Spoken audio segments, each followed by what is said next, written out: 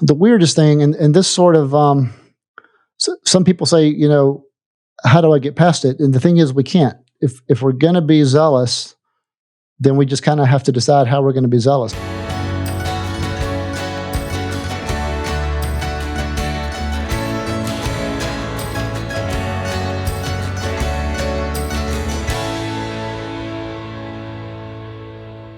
Welcome to Reclamation, a Be Emboldened initiative. I am Naomi, the founder and executive director here at BE. We exist for individuals impacted by spiritual abuse. We do this by providing support for the prevention of victimization and re-victimization, creating a safe place to ask the hard questions, to heal, and to rebuild.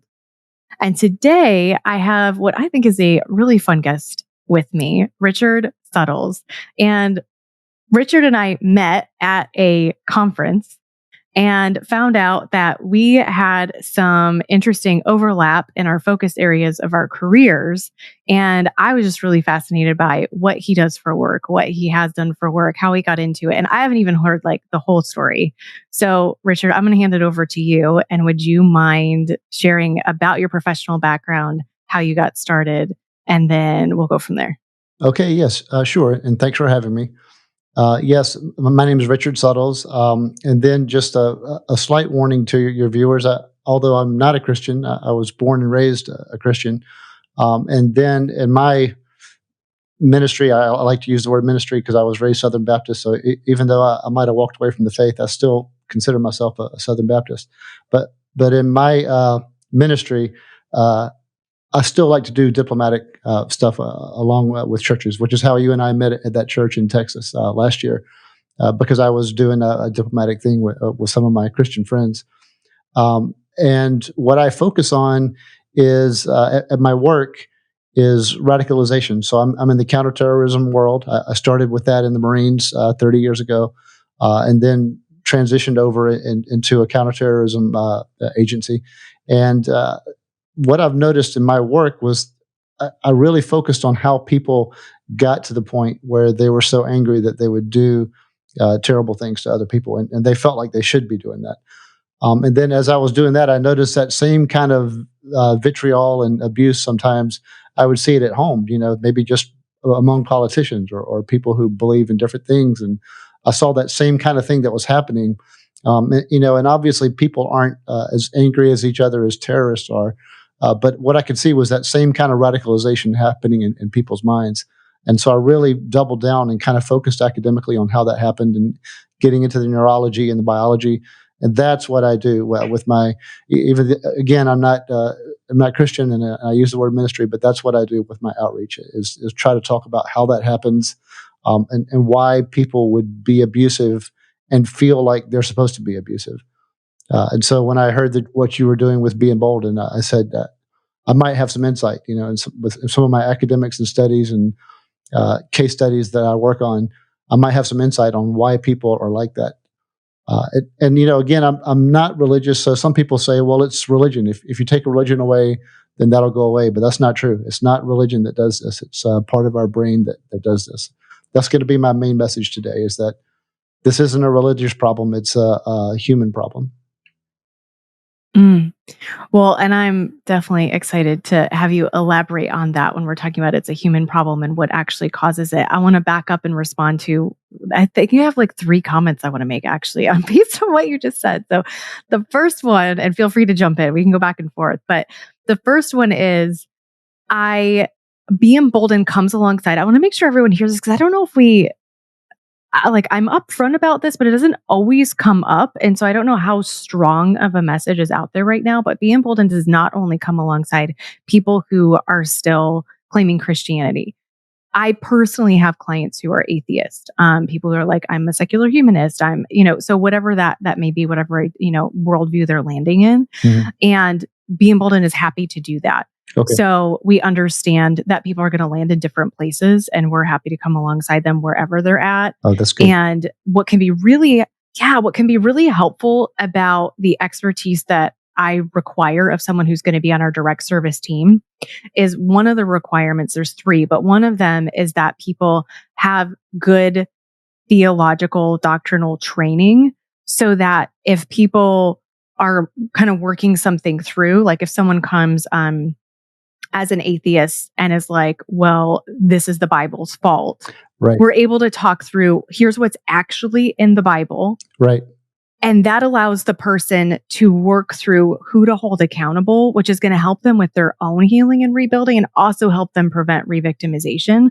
Because if it's a human problem, we've got certain personalities, and they could be in the religious sphere. They could also be outside of the religious sphere. And so it's important to kind of, disentangle some of that to figure out where are we actually placing the blame and the accountability for what's happened. And so we'll take it from that aspect. And people have found that to be really helpful. I love being able to do that with people. So yeah, for anyone out there who's like, well, I follow along with Be Emboldened because I've experienced religious abuse. I don't know that I'm Christian. Maybe I'm exploring it, but also I might be totally shut down to it. That would not exclude you from our services. So please feel free to reach out and connect with us. We'd be happy to talk with you. And so that was, I think, something that we had in common too, Richard, when you were sharing, was like, it's not exclusive. Like there isn't this exclusivity of like, I remember us talking about that a little bit on the phone, and you've got kind of that openness with the way you go about ministry and the work that you're doing as well. I think it's really funny that you would still identify as Southern Baptist. Right. That just cracks me up. There's a lot of people trying not to do that. Right. There's like a mindset to it. The guy carries the chair in the church and he helps, and that kind of mindset. I think I still have that. So, in case in point, when I do go to churches with my friends, and in fact, I'm going to another one this weekend. I walk around, nobody would know that. I speak the language. I'm helpful.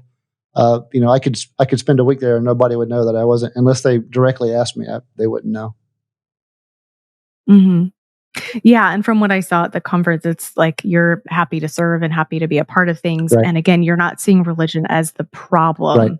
Right. And I'm going to hold on getting more into that. I know I have that question for you later because I kind of want to back up a little bit. Okay. And here, I think a term so we'll circle back to this for our listeners. Like we're going to come back to why Richard would say, hey, I'm an atheist and I've seen a lot of bad stuff. And I was raised Christian. I walked away from the faith. And yet I don't actually think religion's a problem. I think that's a really, it's a bold statement that I think is important. And it's part of the conversation that I've appreciated having with you already. So, but I want to back up to what you were saying with your career. So when you're talking about terrorist, I think people can think of certain generalizations in their mind, certain stereotypes. When you're talking about terrorists and the work you do, what are you talking about? Can you break that down for us a little bit more, make sure people are getting what you're saying? Sure. And you're right. The word terrorist and extremist and all that and radicalized, those words get thrown around so much as insults. And, and I think terrorist should be, but I don't think extremist and radicalized should be used as a bad word. But all those words get entangled and used in the same way. And so for me and for us at work, a terrorist is just someone who says, hey, we're about to start killing people. We're about to start destroying infrastructure and killing people for this reason. We have these social norms that we want to implement across the world, and we're going to force that to happen, and we're going to do it through violence. And we want everyone to understand who we are and why we're doing this, and to stand by for these attacks that are going to happen. So that's what gets you into our line of work. That's what gets you on our radar. If you say, hey, we're going to do violence and we're going to kill people in order to do this, then you get on our radar for that. So that's basically for us terrorism. And later we can talk about how I think that's distinct from extremist or radicalized, because I think you can be an extremist for peace, or you can be radicalized towards being respectful to other people. But if you're a terrorist, that means, okay, I'm going to implement terror. I'm going to kill for this reason because I have these norms that I want to force on everyone else. Right. So an extremist or radicalized in this way, because I hear what you're saying. Someone could be think of radical faith or radical love or radical generosity, or, we can use that word to make anything extreme, but extreme in this way of no, I'm going to cause harm. Right. Do you connect this with cults?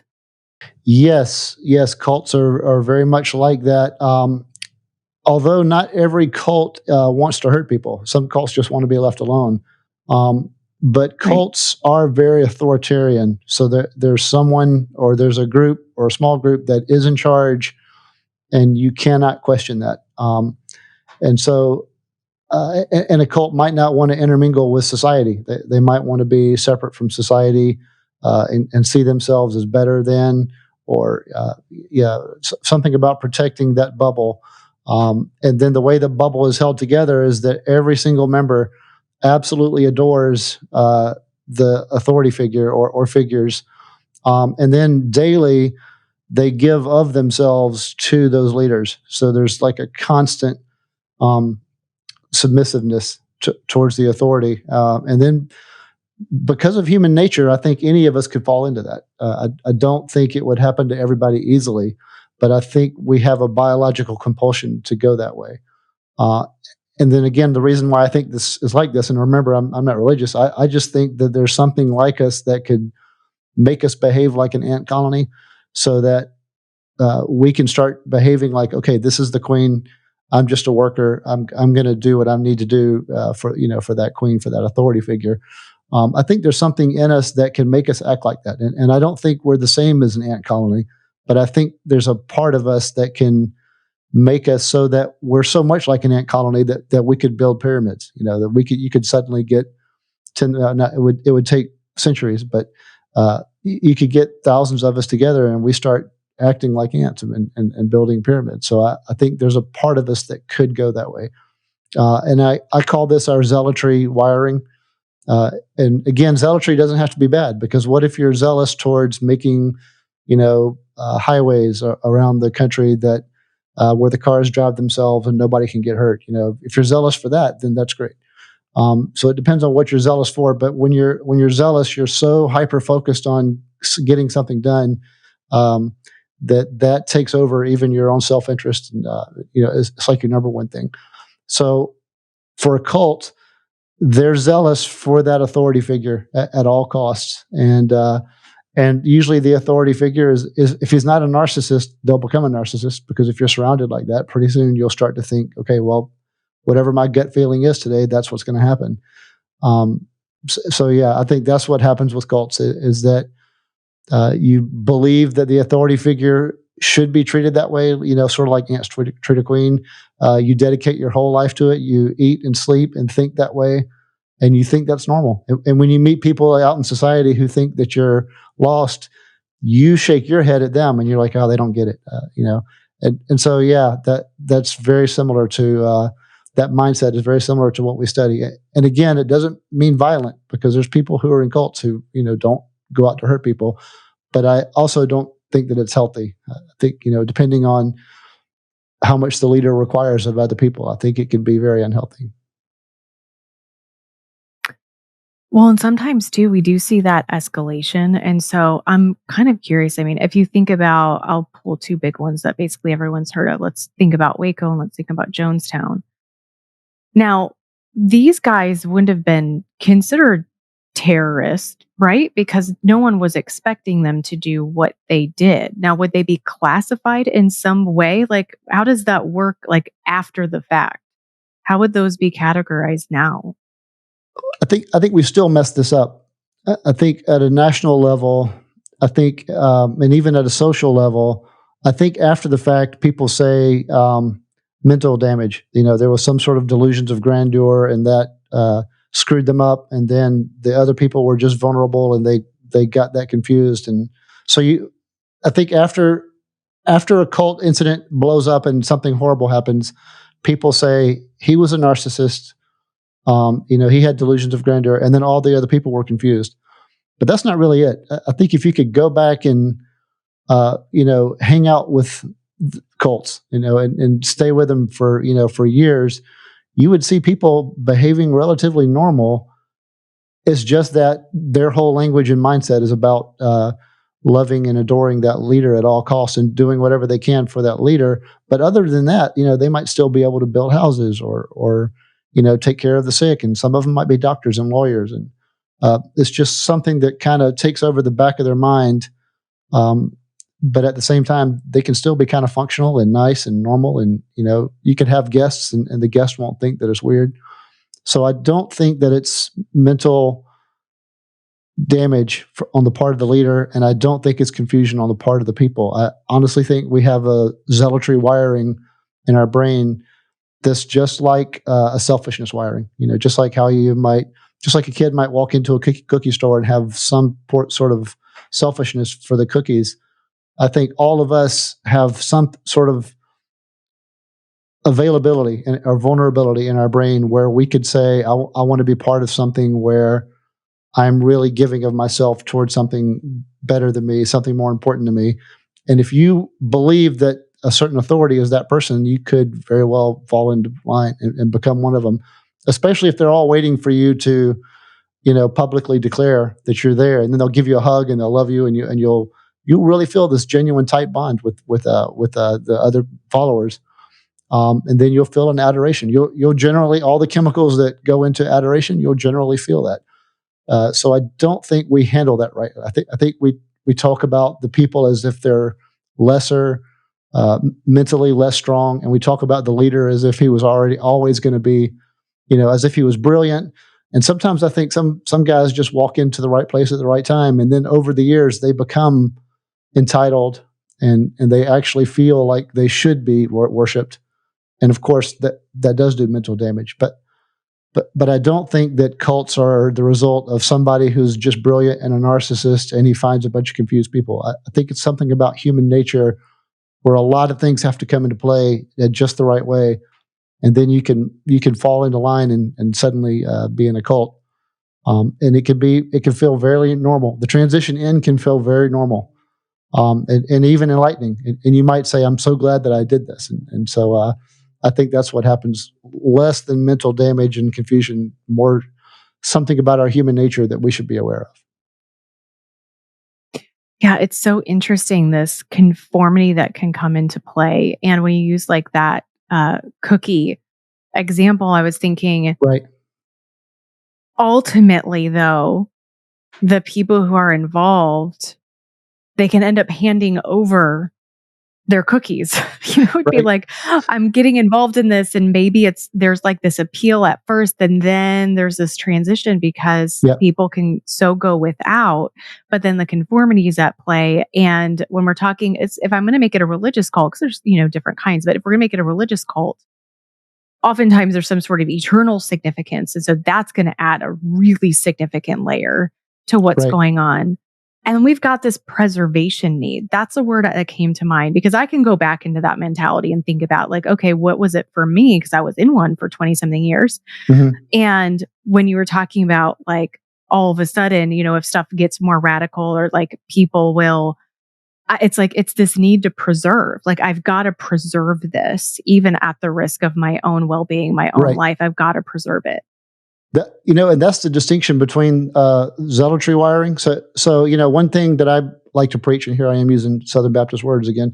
One thing I like to preach is that, so we have this self-interest wiring, which is you walk into the cookie store and you want the cookie, or you drive past a casino and you want to go, make money and see the pretty people, and all the usual vices you can think of. We have the self-interest wiring that draws us to those things.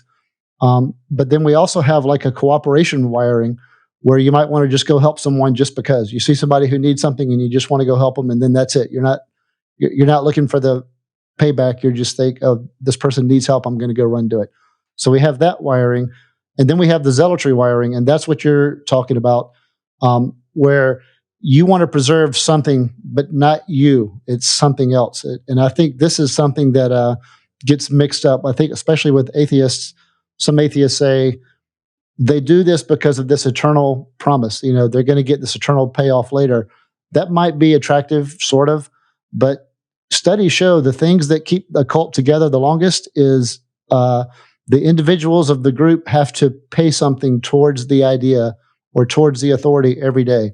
And the more that you do something, the more you give of yourself towards that, like you were saying before, instead of the cookies for me, I'm going to make cookies for them, or I'm going to do things of myself for them. That's the zealotry wiring. And it's opposite of self-interest because you're not taking care of yourself, you're preserving the idea. So, and that's counter to self-interest, but I think we have all three. And I think biologically, we need to have all three. I think in order to survive, sometimes you have to watch out for yourself, and sometimes you have to give yourself to others, and sometimes you have to feel like you should. Like, I know a lot of people like to use the word should and ought as a different thing. This is, more of an obligation to others. And you feel like you should. When you're in that zealotry wiring, you feel like you should do that. And I think in a cult, it's I ought to preserve this idea, and it's so important that I'm going to go without, and I'm still going to feel fine. So I think that's what's going on there. And I think if someone gets to the point where they are like something kind of hits them in the face, like I had that experience, Right. like, okay, this is a real string getting pulled. Like like everything could unravel. And that happened when my dad died. And so I still kind of hung on for a few more years until my mom did. Then it was like, okay, this is kind of irrevocable now. Like, what am I going to do with this? Right.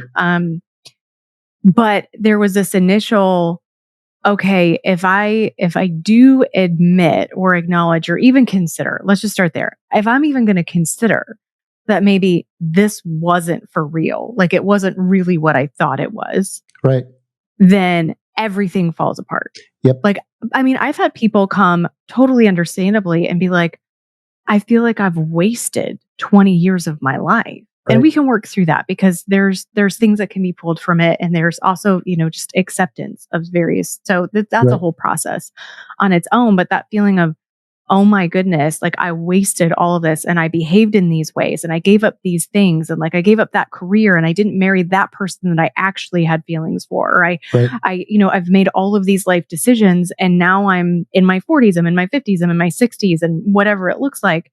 And I just feel like I've lost so much time. I've had people say it pretty young, honestly. I've heard people say it like around 30 and it's like, you got so much life left, hopefully. And so like, it's not like all's not lost. There's so much that you can still do in your life that you want to, but just that feeling of loss. And that can encourage people, of course, to actually hang on longer because that reality to face is just too much. It's overwhelming. It's devastating. Yeah.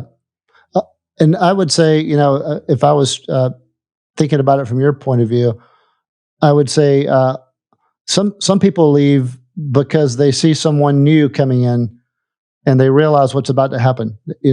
So say somebody's 40 and they see some person walking in, could be a girl or a guy and they're, 18 or 19. And the person in their 40s says, you know what? I know exactly why everyone's so interested, for this person to join. And I know what the next 20 years of their lives are going to be. And they kind of take themselves out of the cult for a second and they put themselves in the mind of that person. And they say, wait a minute, hold on, maybe I can stop this. And there's instances of that where people leave because they see a new, I want to say victim coming in and they suddenly realize that I don't want that for them. And so if someone leaves that at say the 40s or 50s and they're like, what can I do with my life? You could say, well, you've got these other people out there that are, 19 or 20 or, I almost said, God forbid, even younger who are getting into these things. You could help, you can help pull them out. And you can say, hey, I know what it's like to be your age and to think that this is important. And you might, that person might be able to counsel that saves other people from giving their whole lives to these cults, for too long. Yeah, it's a good point. I've also heard people come forward and say that because they had kids and they're like, I just can't. I'm thinking about someone who shared, like, I had a daughter and it was a very like, male focused group and very much like patriarchal and in a really abusive, messed up. And he's like, there's no way I'm going to let my little baby girl who I'm so in love with be raised in this, to think this of herself and to set herself up to be treated this way. And so that was a line and he left. Right. I think that happens probably a lot. Mm-hmm. Yeah.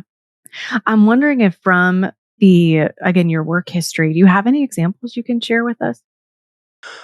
In our world, in the counterterrorism world, that there's so much classified stuff, but it is easy to see a pattern, and I can easily talk about the pattern about how people come to see an idea that's so important that they abandon everything else that they've hold sacred. And they get so zealous about a certain idea that they kind of abandon other things that they used to depend on. And I can think of two things where two religious guys. It wasn't Christianity, but it was two guys overseas who had grown up in a religion as leaders of the religion, and so they knew everything about their scripture.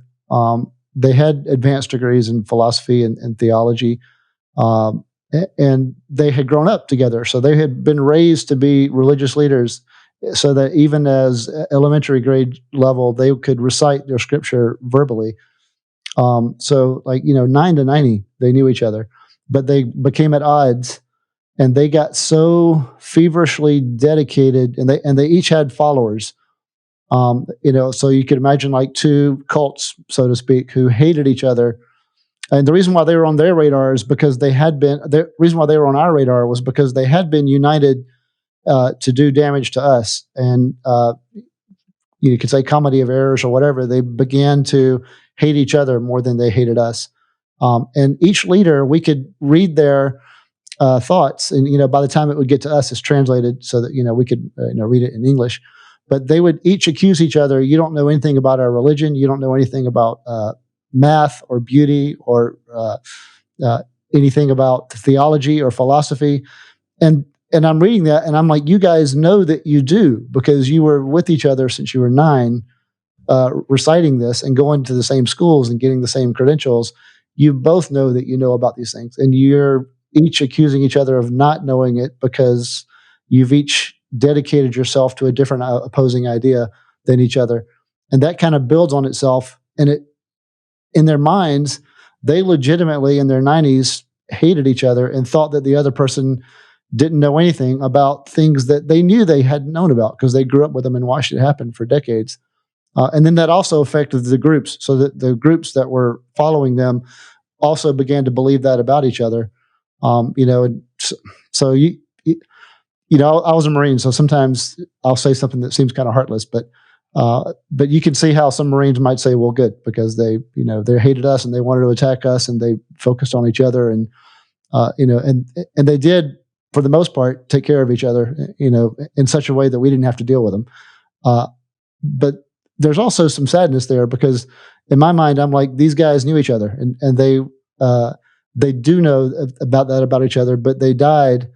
They're no longer a threat, and they left the game, so to speak, hating each other because their mind had gotten into this idea where each person got committed to this idea that the other one had to be not a human, that the other one had to be a monster. And I just think there's something about our mind that can make that happen if you're not careful. And if it happens to the leader, it can happen to the followers, and then pretty soon you have this real dangerous vitriol that literally affects everybody's lives. So that's the kind of thing I try to fight, is that kind of loyalty and dedication to something where you start to really commit yourself to damaging other people because you think you ought to. That's what I try to fight. That's really I call my ministry the Faithiest Atheist, because I'm trying to not upset the religious people or the non-religious people, and try to keep a foot in both sides, which in itself can upset people from both sides. But the reason why I do that is I'm trying to fight that concept and say you can be loyal to your ideas and have standards without thinking that other people are non-humans. And because I get into the neurology and stuff about how that happens, it seems like it's more important for me to kind of get around and talk about that. Yeah, and I would say from a Christian perspective, to consider people non-humans because we're in disagreement is not biblical. Right. We are called to still love one another. And so, yeah, I would completely agree with you there. And I want to add another kind of sort of a take. It's exactly what you were just sharing about in your example, but kind of a little bit of a spin on it. So I had an experience where someone that I knew from school, so outside of the cult I was raised in, who came into the group, down the line later in life. I was already out of it and things like that. And so she was kind of exploring it. And my parents had already passed away. So I'm already out, I'm moved, I'm married. And I had a conversation with her, and she was trying to tell me that the beliefs that the group held during that time frame were untrue, that we didn't actually hold them. She's like, oh no, like they've never believed that. No one believes that. And I'm like, dude, I was literally there. Right. Like in the room with my deceased father's body and the other 100 people on the property at the time. Like I'm literally there having these conversations actively with people, and then continue to watch my mom track days on the calendar and all these different things, for the next 3.5 years till she passed away. This for sure was what they believed. Right. But that because the narrative can change. Yep. And there's a time where cults have to change the narrative because, if I think about a prophecy, quote unquote, that doesn't end up being fulfilled. Well, okay, now they got to change it because it literally didn't happen. And that was similar to what happened with my parents, because I was raised that they could not die. Like that was an impossibility. It wasn't going to happen. Well, they did. Right. And so the narrative then has to change in order for the group to continue on. Well, the way it ultimately continued on over time, when it gets to be years and years and years later, is that we just act like we didn't believe that anymore, or we have new revelation or whatever it is. But I was actually being told, no, Naomi, that's never what they believed. I don't know where you got that from. Right. Of course. I think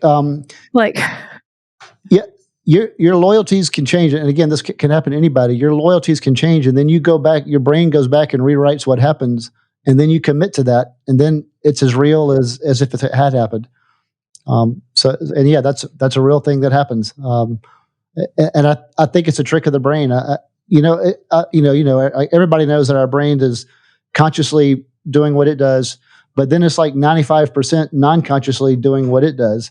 And I think it's a survival trait for the non-conscious part of your brain to say, I'm going to rewrite that, and we're going to commit to it and go forward. And so, yeah. When you're talking to somebody who is actively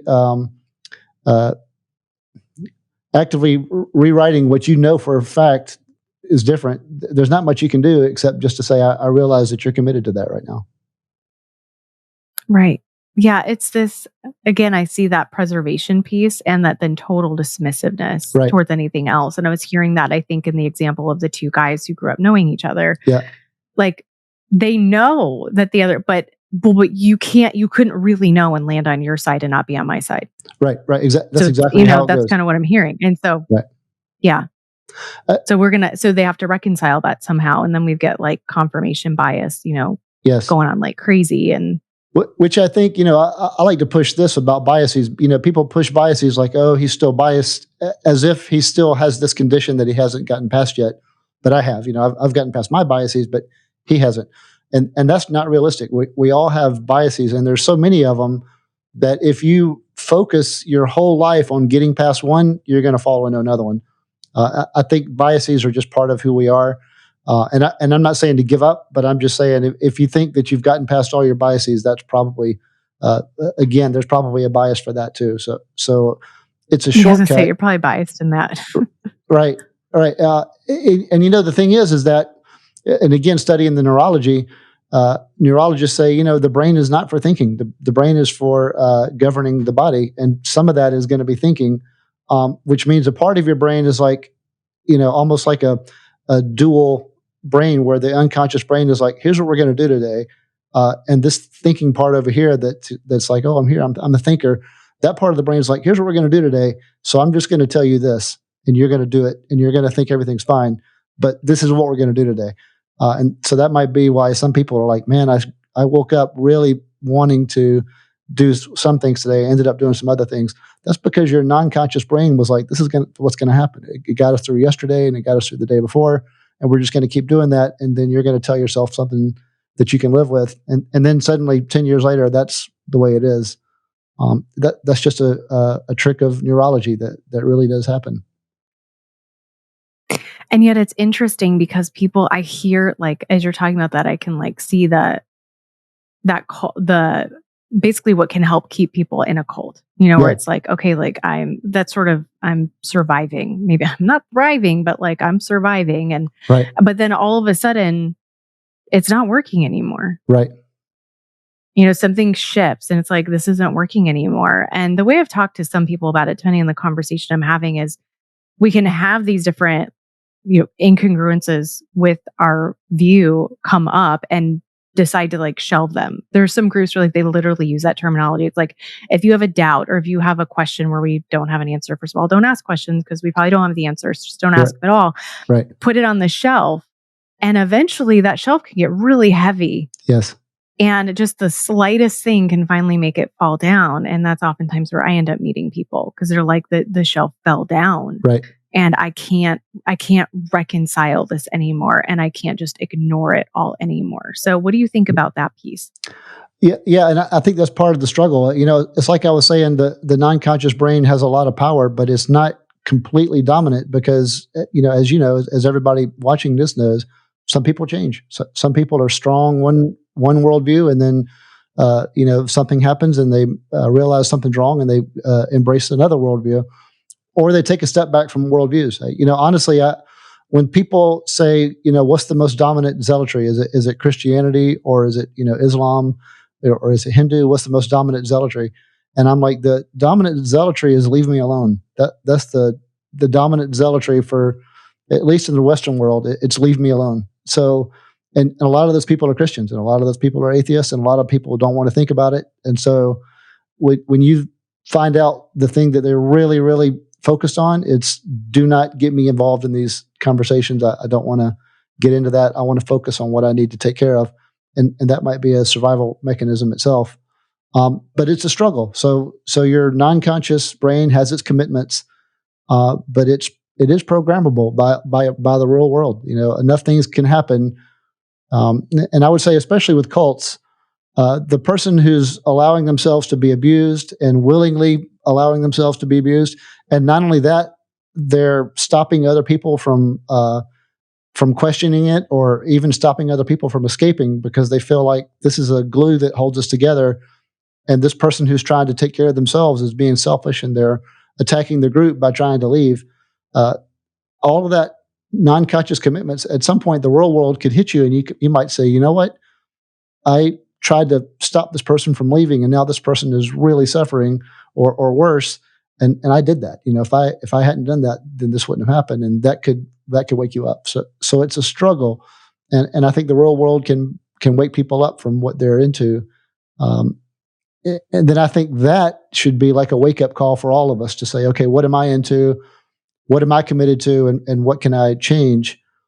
And even when you make those commitments, it could be like deciding to go to the gym when you've never been to the gym, or deciding to stop going to a casino when you've spent 20 years of your career paying the local casino.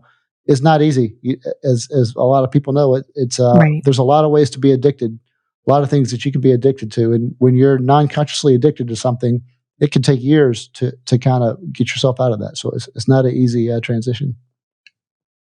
Right. Absolutely. And sometimes where I was having this conversation with my husband actually this morning, I was like, we can say that we believe something, but then if we're not acting in accordance with it, is it possible that we're holding a contradictory belief and we're actually weighing that more heavily? And we might be doing it subconsciously. Right. But is that happening? Right. And I think that could come into play too, and be like, oh no, I hold to this, but you also might be holding to something else, and that's impacting your behavior.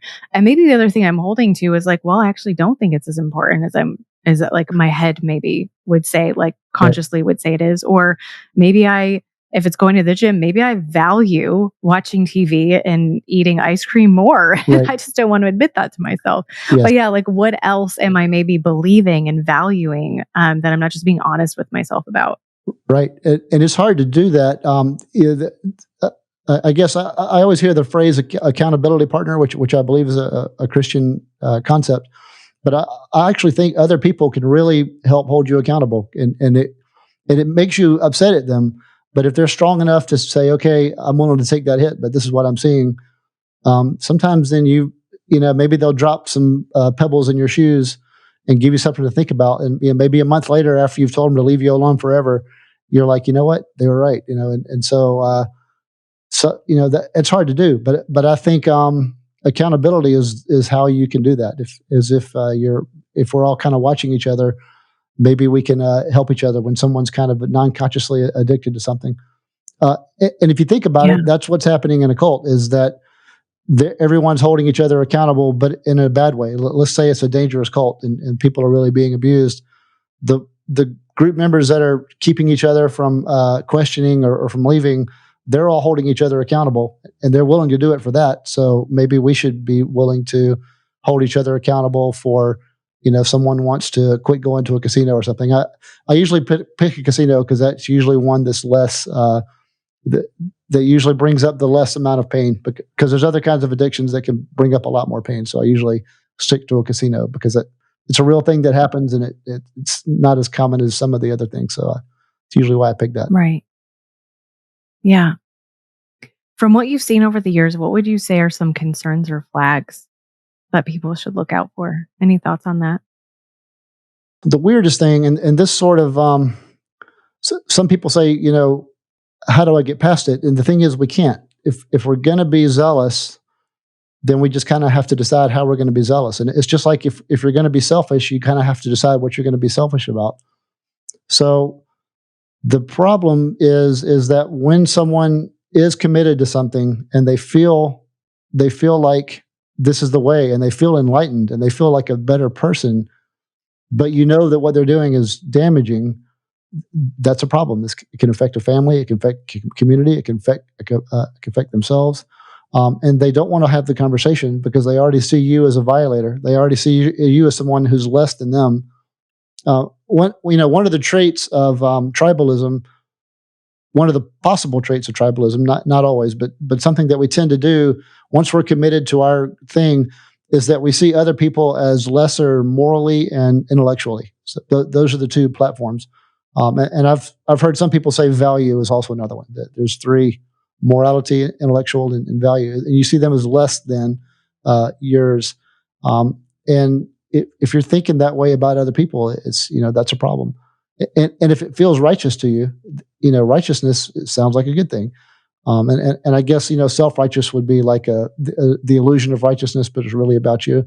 You can say that. But yeah, that's a problem.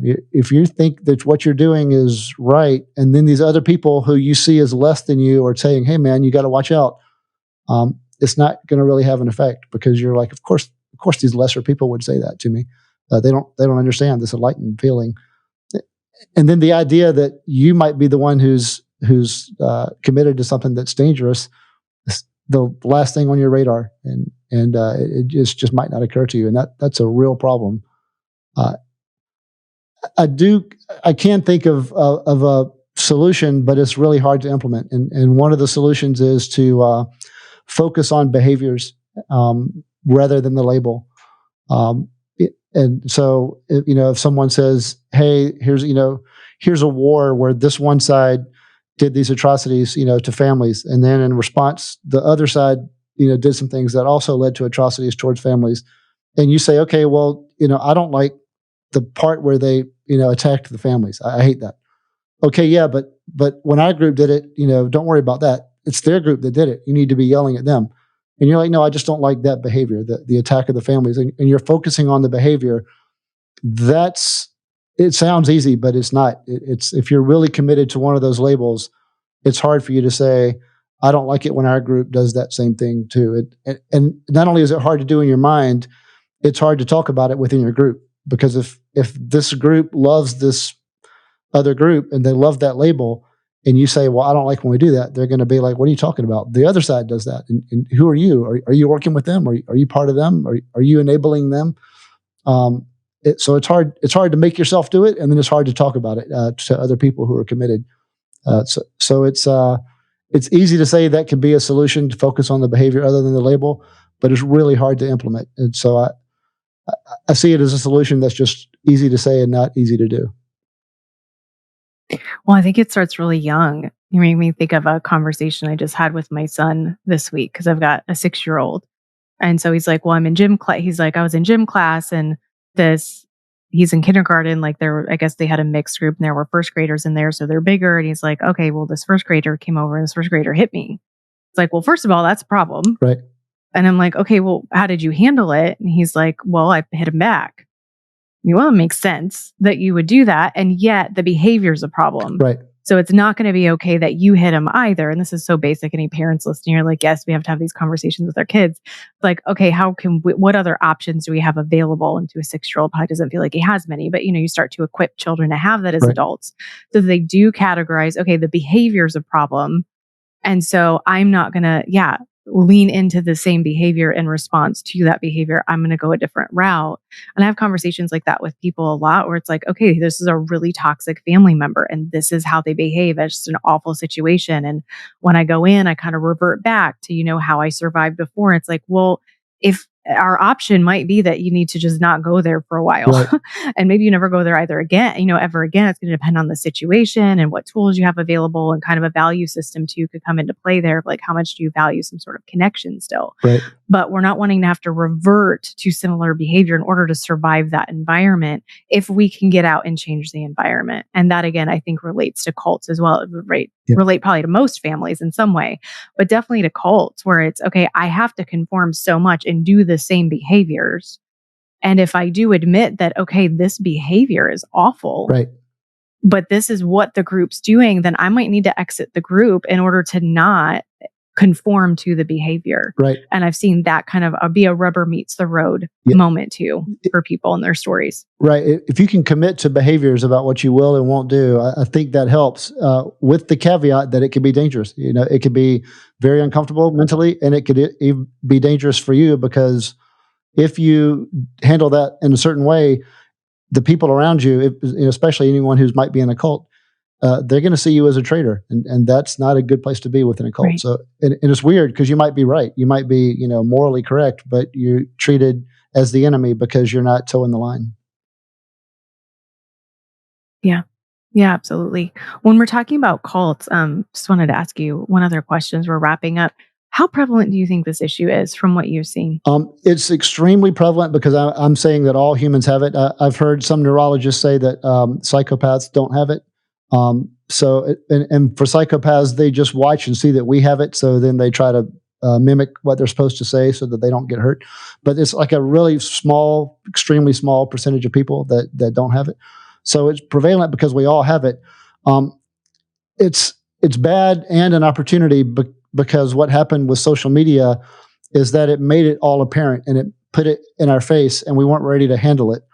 And whenever I give my brief on radicalization, and I mean radicalization towards dehumanization, not just radicalization in terms of finding something important, but like the terrorism kind of radicalization, I always tell people that this thing that social media has exacerbated and made worse, it might take generations for us to rebuild.